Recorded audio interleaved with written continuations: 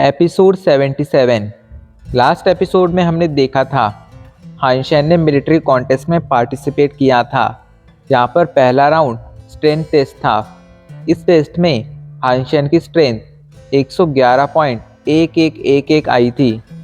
ये देखकर सभी लोग शॉक में चले गए थे, क्योंकि इतना परफेक्ट स्कोर किसी का नहीं आया था। जिसके बाद दूसरा राउंड शुरू हो जाता है। दूसरा राउंड स्पिरिट टेस्ट था। इस टेस्ट में पास होने के लिए सोल्जर्स को 100 की ग्रेविटी के साथ लेवल 10 पर स्पिरिट को पार करना था। जो भी इसे पार नहीं कर पाते वो हार जाते। अब आगे सोल्जर्स आपस में बातें करने लगते हैं। स्पिरिट टेस्ट बहुत ज़्यादा मुश्किल होने वाला है। मुझे लगता है लगभग आधे से ज़्यादा लोग इस टेस्ट में बाहर हो जाएंगे, मतलब फेल हो जाएंगे। हाइंशन उनकी बातें सुन रहा था एंड वो भी इसी टेस्ट के बारे में सोच रहा था। कुछ ही पलों में दूसरा राउंड शुरू हो जाता है। सबसे पहली बारी टाई की थी। टाई स्प्रिंट में एंटर करता है एंड तेजी से दौड़ना शुरू कर देता है। सभी लोग उसे देख रहे थे। अगले कुछ ही पलों में टाई स्प्रिंट को कंप्लीट कर लेता है। उसने बिना किसी मिस्टेक के इस टेस्ट को पार किया था। इसने सभी को चौंका दिया था। वहीं हाइंशन भी ये देखकर समझ गया था कि टाई सच में कमाल का इंसान है एंड वो उसे बिल्कुल भी कम नहीं आंक सकता है। अब अगली बारी ज़ेंग्यू की थी। ज़ेंग्यू जाकर स्पिरिट में एंटर करता है एंड अपनी पूरी पावर लगाकर स्पिरिट में भागना शुरू कर देता है। लेकिन अपनी पूरी जान लगाने के बावजूद वो इस टेस्ट में फेल हो जाता है। ज़ेंग्यू के फेलियर ने सभी को परेशान कर दिया था। नॉर्थ वेस्ट एरिया के सभी सोल्जर्स परेशान हो चुके थे, क्योंकि ज़ेंग्यू ही एक बंदा था जो टाई को हरा सकता था, लेकिन वो भी इस टेस्ट में फेल हो चुका था। ऐसे में उसका स्कोर कम ही होने वाला था एंड ऐसे में टाई की जीतने की पॉसिबिलिटी ज़्यादा थी। इसी ने सभी को परेशान कर दिया था। अब अगली बारी हाइंशन की थी। हाइंशन टेस्ट के लिए जाने लगता है। तभी कुछ कॉमरेड्स उसे कहते हैं, क्या तुम इस टेस्ट को पार कर लोगे? तो इस पर हाइंशन मुस्कुराते हुए कहता है, मैं पूरी कोशिश करूँगा एंड मुझे भरोसा है कि मैं इसे पार कर लूँगा। ये कहकर वो सीधा जाकर स्पिरिट में एंटर करता है। हाइंशन जानता था 100 की ग्रेविटी के साथ लेवल 10 को पार करना उसके लिए बहुत ज़्यादा मुश्किल था। इसलिए अभी के लिए वो सिर्फ इविल मंत्रा एंड ओवरलोड पर, साथ ही साथ अपने पुराने एक्सपीरियंस पर डिपेंडेंट था। वो जल्दी से इविल मंत्रा ओवरलोड को एक्टिवेट करता है एंड तेज़ी से स्पिरिट के अंदर भागना शुरू कर देता है। हाइंशन की परफॉर्मेंस देखकर चीफ भी काफ़ी ज़्यादा इम्प्रेस हो गए थे। इधर उनका असिस्टेंट भी समझ गया था कि हाइंशन अपने एज ग्रुप के लोगों में बहुत ज़्यादा टैलेंटेड है। इधर टाई जो हाइंशन की परफॉर्मेंस को देख रहा था, उसने भी ये मान लिया था कि हाइंशन का अपनी बॉडी पर बहुत अच्छा कंट्रोल है।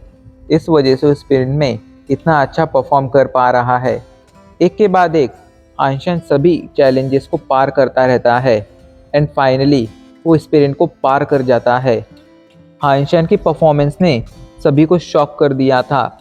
सभी को लग रहा था कि हाइंशन हार जाएगा, लेकिन ऐसा नहीं हुआ था। उल्टा वो तो जीत गया था।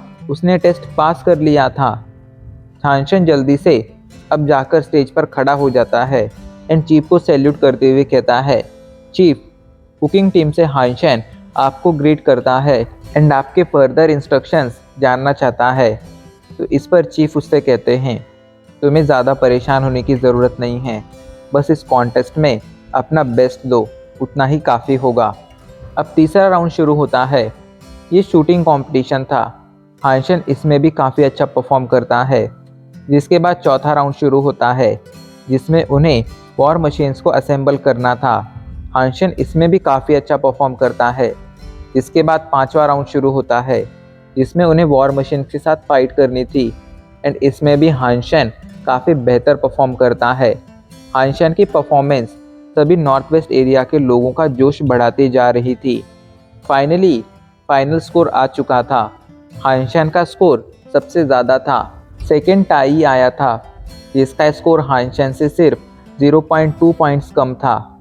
वहीं तीसरा ज़ेंग्यू आया था, जो उनसे काफ़ी पीछे था। टाई हाइंशन के पास जाकर कहता है, तुमने सभी टेक्निकल राउंड में तो काफ़ी अच्छा परफॉर्म कर लिया, लेकिन फाइनल राउंड सिर्फ और सिर्फ हेड ऑन फाइट होगी। एंड उस फाइट में मैं तुम्हें बुरी तरह से हरा दूंगा। मार्शल आर्ट कॉन्टेस्ट को अपने टॉप 4 मिल चुके थे एंड इन्हीं में फाइनल राउंड होने वाला था। रेफरी अनाउंस करता है पहला final round Zeng you and वेई पेंग के बीच में होगा एंड दूसरा फाइनल राउंड टाई एंड हानशन के बीच में होगा। ये देखकर हानशन राहत की सांस लेता है। अगर पहला राउंड उसके और ज़ेंग यू के बीच में होता तो उसमें हानशन की पावर लगभग पूरी खत्म हो जाती एंड फाइनल राउंड में जब उसका सामना टाई के साथ होता तो उसकी हालत खराब हो जाती। लेकिन पहला राउंड ज़ेंग यू और वेई पेंग के बीच में हो रहा था एंड दूसरा राउंड उसके और टाई के बीच में होने वाला था। इस वजह से टाई का सामना करते वक्त उसके पास उसकी पूरी स्ट्रेंथ होगी एंड ये एक एडवांटेज होगा उसके साथ। इधर कुछ ही पलों में ज़ेंग यू और वेई पेंग की फाइट का रिजल्ट आ जाता है। उस फाइट में ज़ेंग यू जीता था एंड अब बारी थी हानशन और टाई की फाइट की। सभी लोग इस फाइट के लिए काफ़ी ज़्यादा एक्साइटेड थे। सभी जानना चाहते थे क्या हानशन टाई को हरा पाएगा। हाँ, इसकी पॉसिबिलिटी ना के बराबर थी, लेकिन हानशन ने सभी को चमत्कार कर कर दिखाए थे। इस वजह से सभी लोगों को एक और नया चमत्कार देखने की पूरी एक्सपेक्टेशन थी। कुछ ही पलों में हानशन और टाई एक दूसरे के सामने खड़े थे। रेफरी मैच की अनाउंसमेंट करता है एंड दोनों के बीच फाइट शुरू हो जाती है। हानशन अपनी पूरी पावर के साथ टाई को एक जोरदार पंच मारता है। टाई उस पंच को डॉज करने की कोशिश नहीं करता है। वो पंच सीधा जाकर टाई को लगता है, लेकिन उसे कुछ नहीं होता है क्योंकि टाई ने अपनी किंग कॉन्ग बॉडी एक्टिवेट कर ली थी। ऐसे में हानशन उसे कोई नुकसान नहीं पहुंचा पा रहा था। ये देखकर सभी लोग अपनी उम्मीद खोना शुरू कर देते हैं। इधर हानशन एक के बाद एक टाई को कई सारे पंच मारता है, लेकिन उनका टाई पर कोई भी इफेक्ट दिखाई नहीं पड़ रहा था। ये देखकर असिस्टेंट फाइनली राहत की सांस लेता है, लेकिन तभी चीफ कहते हैं तुम्हें लग रहा है ना कि हानशन हारने वाला है। तो इस पर असिस्टेंट सिचुएशन को संभालने की कोशिश करता है, लेकिन चीफ कहते हैं तुम जब हानशन की इन्वेस्टिगेशन कर रहे थे तब तुम हानशन के बारे में नहीं जानते थे, इसलिए तुमसे गलती हो गई, इसमें कोई बड़ी बात नहीं है। लेकिन अब तुम हानशन की फाइट को सामने से देख रहे हो, इसके बावजूद अगर तुम उसके टैलेंट को नहीं पहचान पाओगे तो इसका साफ साफ यही मतलब होगा कि तुम्हें अभी भी बहुत कुछ सीखने की ज़रूरत है। ये सुनकर असिस्टेंट पूछता है चीफ क्या आपको लगता है हानशन ने मैच जीतेगा। तो इस पर चीफ मुस्कुरा देते हैं। उन्हें पूरा भरोसा था कि हानशन ने मैच जीतेगा, क्योंकि उन्होंने कुछ ऐसा देख लिया था जो वहाँ पर मौजूद कोई भी नहीं देख पाया था। इधर हानशन के काफ़ी सारे पंचेस खाने के बाद फाइनली टाई कहता है तो क्या तुम्हारा अब हो गया, क्या तुम्हें समझ आ गया कि तुम अपने इन पंचेस से मुझे कोई नुकसान नहीं पहुंचा पाओगे। तो इस पर हानशन कहता है हाँ मेरा हो गया। तो ये सुनकर टाई कहता है अब मेरी बारी है। ये कहकर वो हानशन को पंच मारने जाने लगता है, लेकिन हानशन कहता है रुको, तुम्हें ऐसा नहीं करना चाहिए। तो इस पर टाई कहता है आखिर क्यों। तो हानशन कहता है ऐसा इसलिए क्योंकि अगर तुम मुझे पंच मारने की कोशिश करोगे तो इससे तुम्हारी बॉडी पर ही साइड इफ़ेक्ट होगा। टाई को हानशन की बात मजाक लगती है एंड वो उसकी बातों को इग्नोर कर कर हानशन को एक ज़ोरदार पंच मारता है। उसका पंच तेज़ी से हानशन की तरफ बढ़ रहा था। एक बार ये पंच हानशन को लग जाता तो हानशन ज़रूर ये मैच हार जाता। सभी को हानशन की चिंता हो रही थी। इतना खतरनाक पंच अपनी तरफ बढ़ता देख भी हानशन अपनी जगह से हिल तक नहीं रहा था। किसी को समझ नहीं आ रहा था कि आखिर हानशन ऐसा क्यों कर रहा है। उसे तो ये पंच डॉज करना चाहिए, पर वो इसे डॉज करने की कोशिश तक नहीं कर पा रहा था। एंड तभी सभी की शॉकिंग नज़रों के सामने टाई, जिसका पंच हानशन की तरफ तेजी से बढ़ रहा था, उसका पंच हानशन से बस 2 इंच दूर रुक जाता है। एंड टाई का चेहरा, जिसके ऊपर कुछ देर पहले गर्व से भरे एक्सप्रेशन थे, उसके एक्सप्रेशन अभी के लिए दर्द में बदल चुके थे। एंड इससे पहले कि कोई कुछ समझ पाता, टाई के मुंह से खून आने लगता है एंड वो खून की उल्टियां करते हुए स्टेज पर ही गिर जाता है। टाई ये बैटल हार चुका था। सभी को अपनी आंखों पर भरोसा नहीं हो रहा था। किसी को समझ नहीं आ रहा था कि आखिर हानशन ने किस तरह टाई को हराया, लेकिन हानशन जानता था कि उसने किस तरह टाई को हराया। टाई के पास किंग कॉन्ग बॉडी थी, ऐसे में हानशन अगर अपनी पूरी पावर के साथ भी उसे पंच करता तो भी उसका कोई फायदा नहीं होता, क्योंकि उसके पंच टाई को कोई नुकसान नहीं पहुंचा पाते। ऐसे में हानशन के पास एक ही रास्ता था, इन फोर्स के साथ पंच मारना। इन फोर्स किसी भी इंसान के इंटरनल ऑर्गन्स को डैमेज करती थी, ना कि उसकी आउटर बॉडी को। और वहीं किंग कॉन्ग बॉडी सिर्फ एक इंसान के आउटर बॉडी को स्ट्रांग बनाती थी, उसके इनर ऑर्गन्स को स्ट्रांग नहीं बनाती थी। ऐसे में हानशन का इन पंच इस फाइट में उसका ट्रम्प कार्ड था। लेकिन दिक्कत की बात ये थी कि टाई उससे ज़्यादा पावरफुल था। ऐसे में वो हानशन के पंचेस इजीली डॉज कर सकता था। इसी की हानशन को चिंता थी। लेकिन फाइट के दौरान टाई खुद पर इतना ज़्यादा कॉन्फिडेंट था कि उसने हानशन के पंचेस को डॉज करने की कोशिश तक नहीं की। एंड इसी का फ़ायदा हानशन को हुआ। उसने टाई को कई सारे इन पंचेस मारे एंड उसकी बॉडी को इंटरनली डैमेज कर दिया। एंड उस मोमेंट तक जब तक टाई उस पर हमला करने के लिए तैयार हुआ, तब तक हानशन ने उसे बुरी तरह से घायल कर दिया था, वो भी इंटरनली। इसलिए टाई बहुत आसानी से ये बैटल हार चुका था। हानशन की जीत ने सभी को बहुत ज़्यादा उत्साहित कर दिया था। चीफ का असिस्टेंट भी अभी के लिए शॉक में था। वहीं चीफ दूर से ये सब देख रहे थे।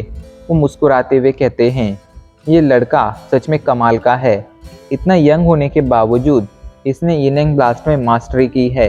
ये कोई नॉर्मल बात नहीं है, क्योंकि अगर किसी को अपने पंचेस में इन फोर्स लानी थी तो उसके लिए एक इंसान को कई सालों की बोरिंग ट्रेनिंग करनी पड़ती थी।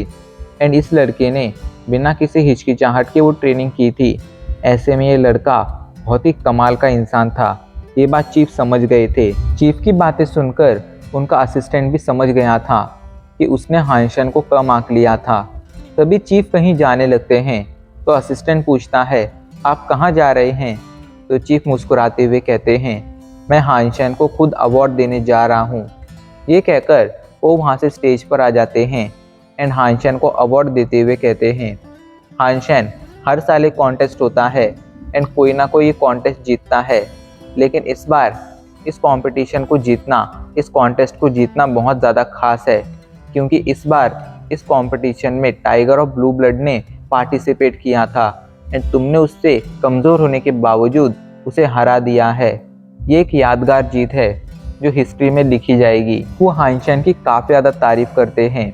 वो हानशन से काफ़ी ज़्यादा इम्प्रेस थे, क्योंकि आजकल की यूथ सिर्फ पावरफुल मार्शल आर्ट टेक्निक को सीखने के पीछे भागती थी। वो कभी भी अपनी फाउंडेशन स्ट्रांग नहीं करती थी। ऐसे में एंड में आकर आजकल की यूथ हार ही जाती थी। वो कभी भी उतनी पावरफुल नहीं बन पाती थी जितना वो बन सकती थी।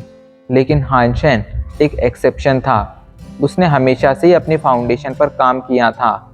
इस वजह से आज वो इतना ज़्यादा पावरफुल बन पाया था एंड अपने से ज़्यादा powerful tiger of blue blood tie को हरा पाया था।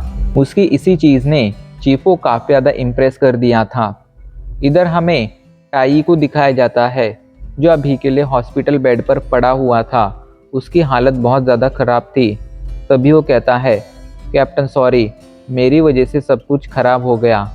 तो ये सुनकर उसका कैप्टन कहता है, तुम अभी के लिए सिर्फ एक किटन हो जिसने अपनी लाइफ में कुछ गलतियाँ की हैं, लेकिन वही इंसान लाइफ में ग्रो करता है जिसने गलतियाँ की हो।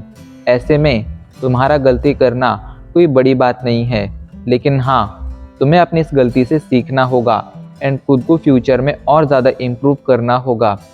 ऐसा करने से शायद तुम एक दिन सच में टाइगर ऑफ ब्लू ब्लड बन जाओगे, जिसे कभी भी कोई नहीं हरा पाएगा।